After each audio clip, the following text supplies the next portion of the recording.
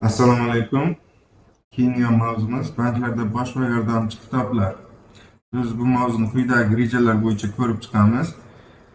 Bosh va yordamchi kitoblar to'g'risida umumiy tushuncha. Bosh kitob sintetik va uning materiallari, hisob va uning materiallari, yordamchi kitob va uning materiallari. Bosh va yordamchi kitoblar to'g'risida umumiy tushuncha. Banklarda buxgalteriya hisobi ikki yo'nalishda olib boriladi. Ulardan biri sintetik, ya'ni bosh kitob, ikkinchisi analitik, yordamchi kitobdir. Banklarda buxgalteriya ishini tashkil etilishi, buxgalteriya hisobini analitik va sintetik yo'nalishda yuritilishi kompyuter axborot texnologiyalari yordamida amalga oshiriladi.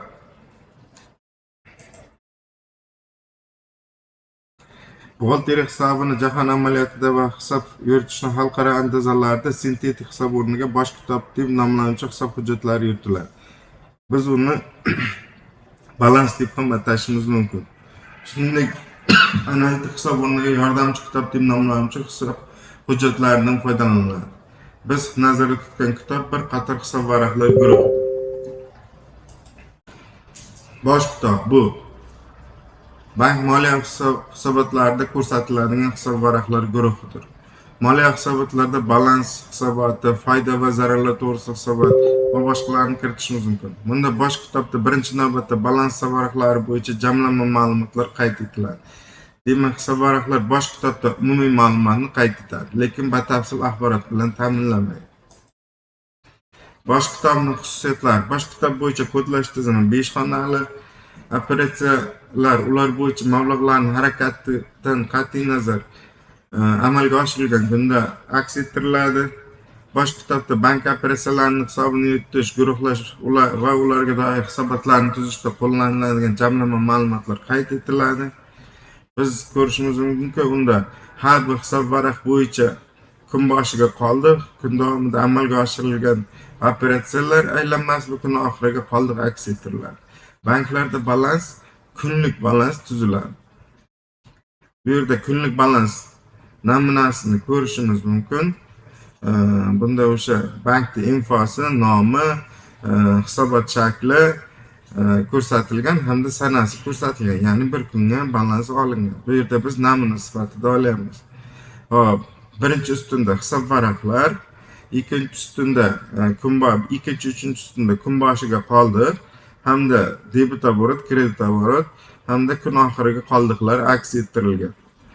Bu yerda biz bank balansini o'zi 6 qismga bo'ladigan bo'lsak, aktiv, majburiyat, kapital, daromad, xarajat hamda balansdan tashqari hisob varaqlar. Bunda balansning asosiy qoidasi, ya'ni balans tengligini aytib o'tadigan bo'lsak, aktivlar teng majburiyat va kapitalning yig'indisiga. Bu yerda daromad va xarajatlar ayrilib, kapitalda foyda va zararlar hisob raqamiga olib boriladi. Balans tashqari hisob varaqlarda bu yerda faqat shartli pullar aks ettiriladi.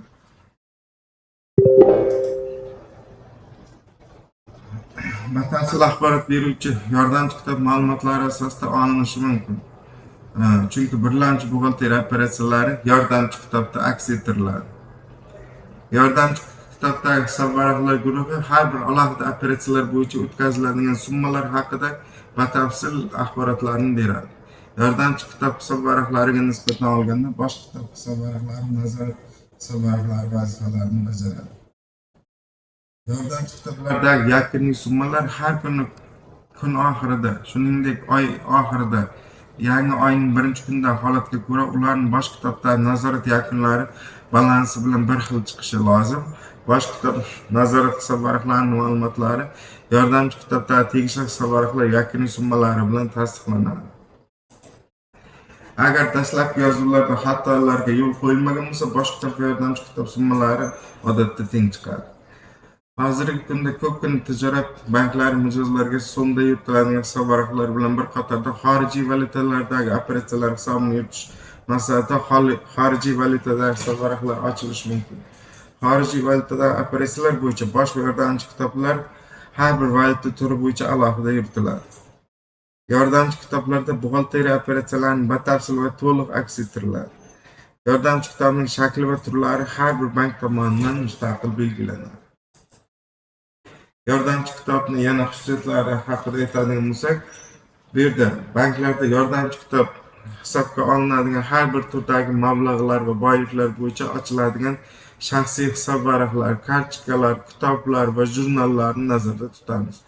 Boshqacha qilib aytganda, bank tomonidan amalga oshiriladigan birlamchi operatsiyalarning hisobi dastlab shaxsiy hisob varaqlarida kartchika, kitob, jurnal, счет spravka, oborotkalarda aks ettirsa, ularning jamlanmasi bizda balansda aks etadi. Bunda ularning maqsadi shunday hisob varaq egalari ko'rsatiladi.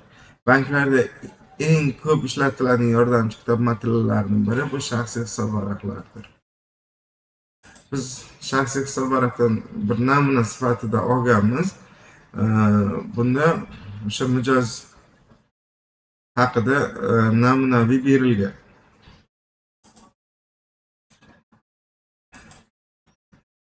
Bu yerda o'sha mijozning kunlik operatsiyalari ko'rsatilgan.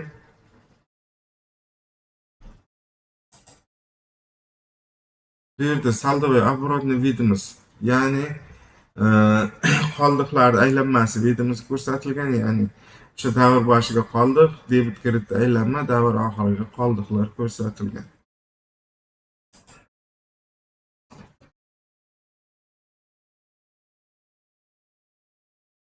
Bu yerda kirim va chiqim jurnallari hamda ularning yuritilishi aks ettirilgan. E'tiborlaringiz uchun rahmat.